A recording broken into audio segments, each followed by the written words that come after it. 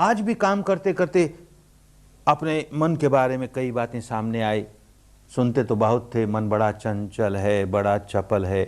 आज तो काम करके देखा, काम तो सांस का ही करना था, सांस आ रहा है जा रहा है। इसको देखते देखते अपने मन के बारे में भी सच्चाई मालूम हो गई, बड़ा चंचल है रे, बड़ा चंचल है। इतना सीधा सा काम कि सांस आ रहा है जा रहा है, उसको देखना और कुछ नहीं करना तुझे, वो भी नहीं कर पाता। एक सांस को देखा कि वो भाग गया, एक सांस को देखा कि वो भाग गया।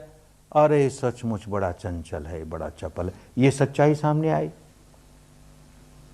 एक और सच्चाई कि ये भागता तो है पर कहां भागा, कहां कहां भागा।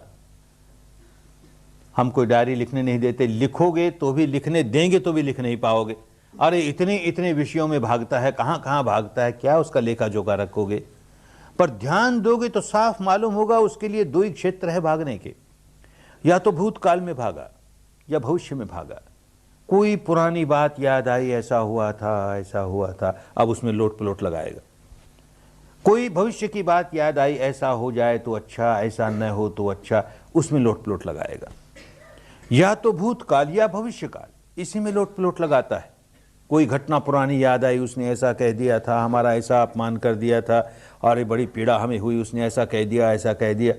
फिर इतने में छलांग लगाएगा भविष्य की ओर। उस समय तो हमसे कुछ करते कराते नहीं बना, अब ऐसा करके देखे, ऐसा जवाब दूंगा, ईंटा का जवाब पत्थर से दूंगा, करके देखिए ऐसा, तो लगा भविष्य में। अब भविष्य में लोट पलोट करता है। ये अपना स्वभाव देखना है। देखो मेरे चित्त का स्वभाव कैसे इतनी जल्दी भूतकाल में गया और कैसे भविष्य में छलांग लगा ली, वहां लोट पलोट लगाने लगा। ये भूतकाल, भविष्यकाल, अतीत, अनागत, इसी में रहना चाहता है, ये वर्तमान में नहीं रहना चाहता। वो रहना होगा वर्तमान में।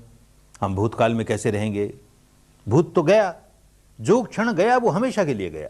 संसार की सारी संपदा भी देकर के कोई व्यक्ति बीता हुआ क्षण खरीद के लाए कि फिर एक बार जी लूं इस क्षण में, होने वाली बात नहीं, असंभव है, गया, हमेशा के लिए गया। और भविष्य में कैसे जिएगा, भविष्य जब वर्तमान बन जाएगा तब जिएगा। तो जीना है वर्तमान में।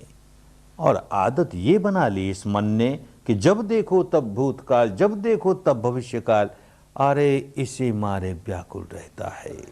इसको जीना नहीं आता, इसको जीने की कला नहीं आती। और ये सारी साधना जीने की कला सीखने की साधना है।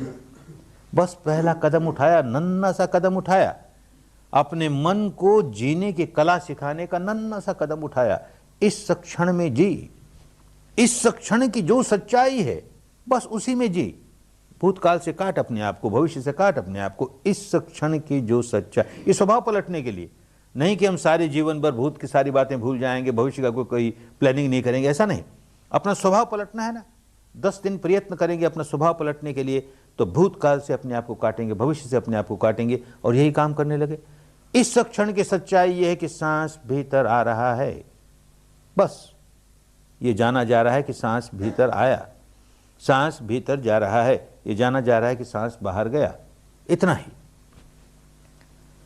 बड़ा कठिन है, बड़ा कठिन है।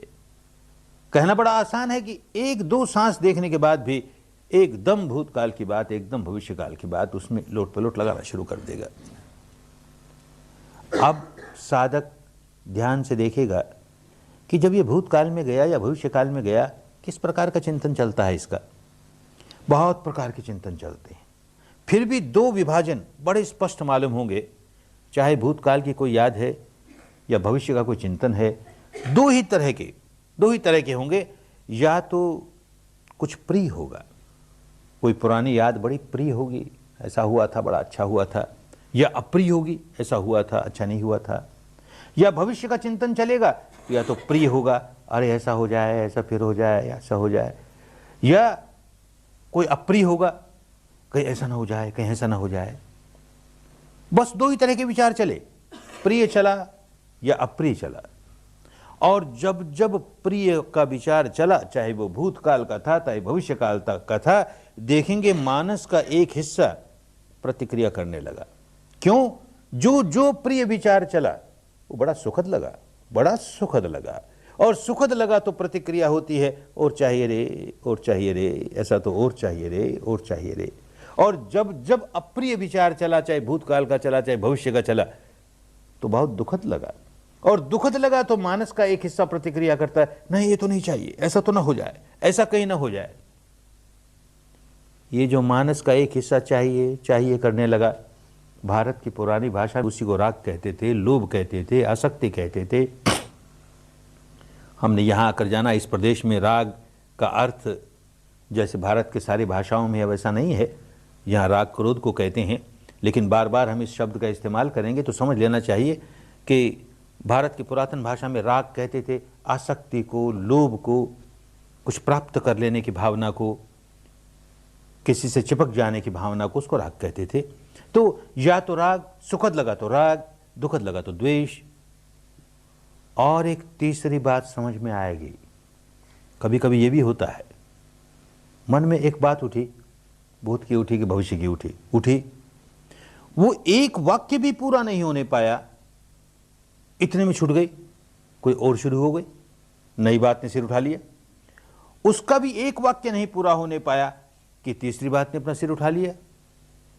अरे ये क्या अवस्था हमारी कि बिना ही किसी सिलसिले के, बिना ही किसी श्रृंखला के, बिना ही किसी तारतम्य के किस तरह के विचार चल रहे हैं जिनका आपस में कोई तालमेल नहीं।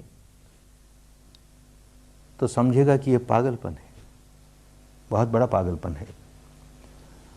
दुनियादारी की भाषा में किसको पागल कहते हैं? जिस व्यक्ति के विचारों की श्रृंखला न हो, कोई तारतम्य नहीं हो, उसको पागल कहते हैं।